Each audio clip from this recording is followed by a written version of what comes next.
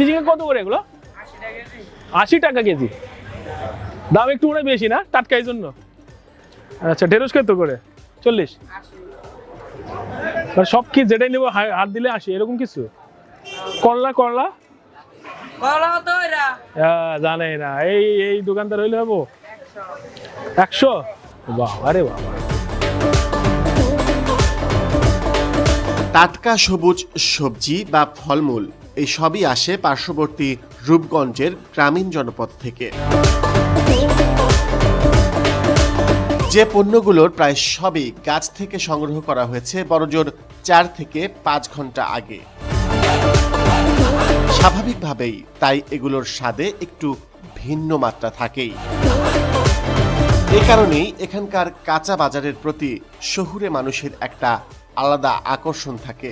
এই সুযোগেই মনে হয় ব্যবসায়ীরা